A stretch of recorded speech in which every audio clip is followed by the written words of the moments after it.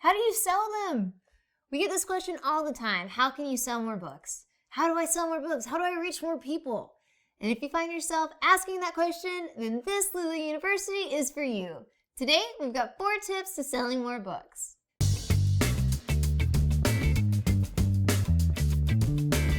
First on this list is making sure you've accurately identified who your book is for and why they would want it. If you don't know who your book is for, you're going to have a really hard time selling it. To help with this, try completing this positioning statement. My book will help audience to benefit by method. So audience, benefit, and method are the 3 gaps that you're going to want to fill in with information relevant to your book. To give you an idea of what this might look like in the wild, so if my book is about why Krispy Kreme donuts are the best donuts in the world, which, let's be honest, basically is a book that writes itself, my positioning statement might look like this. My book will help donut connoisseurs to understand which donut reigns supreme in the market by researching and evaluating the immaculate design and flavor varieties of Krispy Kreme donuts. Your positioning statement will help guide you to your audience and give you a clear understanding of who your book is helping and how. And this is going to make it so much easier to reach that audience. Up next, if you want to sell more books, you got to make sure your author website is on point. And I'm not talking about just a nice header and a little author bio here. I'm talking about doing things that are going to help your books be discovered and purchased through your website. So author website is where we're going to start with that, and there are 3 elements of the author website we're going to dive into right now.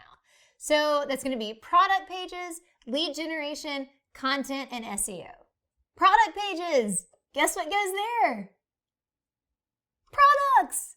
So today I'm specifically talking about books, but your product pages are where your books are going to live and where your readers or audience will go to find more information about them, specifically how and where to buy your books. So I want to just throw in there that you should definitely include a direct selling option. So make it available to your readers through your own website, but there are going to be some people who want to buy it in other outlets. Don't punish them for that. Help them help you and put relevant links to where they can buy your book. Next up is lead generation. So lead generation is the process of turning a potential reader into an actual reader. So that random stranger who is lucky enough to stumble across your website on the internet, maybe they don't want to buy right then. Maybe they're not sure yet if your book about cat robots taking over the human race is for them. Maybe they don't know. Lead generation is the hook. That's how you'll pull them in. So we've all been on the internet or gone to different websites and a form pops up that invites you to give your email address. That's lead generation. And that's how you can capture email addresses and grow that list. So that person who comes to your website but may not convert or purchase your book right away, when they get that email and they're reminded of your amazing content, that might just be the gentle nudge they need to go through with the purchase. So be sure to include some sort of email capture on your website. The last thing we're going to talk about in regards to author websites is content and SEO.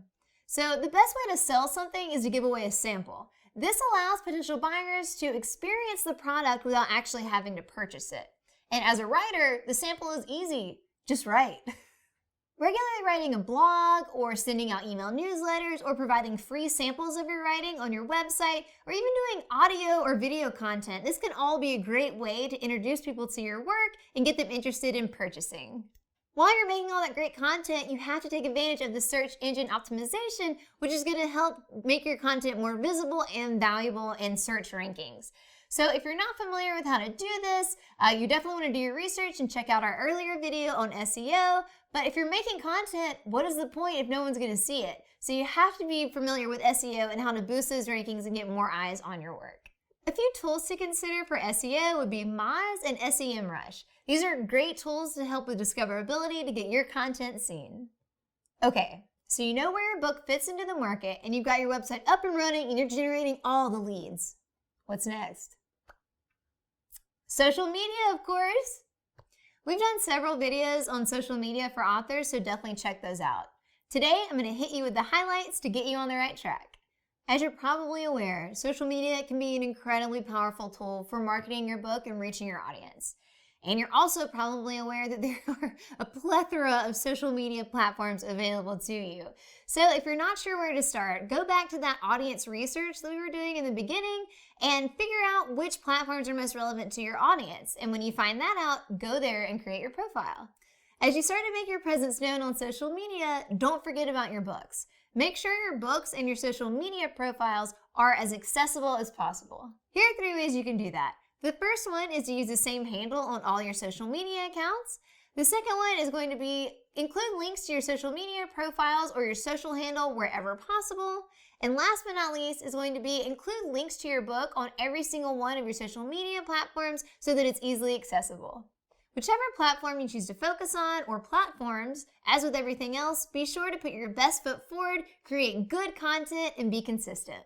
A pro tip here for your social media accounts and what you're posting is to sprinkle in some earned media whenever possible, and this will add an air of authority to your account. So this could include articles you've been featured in, or interviews, or even reviews of your book, or reposting positive mentions of your book on social media. One last thing to note here is that paid promoted social media posts or paid campaigns are definitely worth experimenting with, but do your research first so you know what you're getting into and what you're doing. Okay. Book position, poppin'. Author website, poppin'. Social media, poppin'. That brings us to the last thing on our list, which is events and bookstore presence. We've talked pretty extensively here about things you can do online to sell more books, but what if I told you there's a whole world of people outside your computer screen that might want to give you money? So the landscape might look a little bit different this year than in years past. So I'm going to give you a quick and dirty overview of some in-person and virtual events that you can experiment with to boost sales. For in-person events, some of the usual suspects include book signings, launch parties, conferences, festivals, workshops. All of these are a great way to meet your readers in real life, to answer their questions and get feedback about your process and about the work you put out. So when you're looking at events like this, don't just think about going to sell books, especially for conferences or workshops or even festivals. See if you can get in the programming as a speaker or a panelist to boost your authority. If in-person events are not available to you, there are a ton of virtual events you can participate in to raise awareness about your brand and boost sales. So some of these might include blog tours, vlog tours, live social media videos, live readings, giveaways, or online conferences and events. Live video on social continues to be a great way to reach your audience, connect with them, and build your brand. Another thing to think about here in the virtual event arena is to reach out to any prominent bloggers or other authors in your genre, connect with them, and see if they will boost or promote your book through their channels. Getting your book into bookstores is an obvious choice for getting more exposure and sales.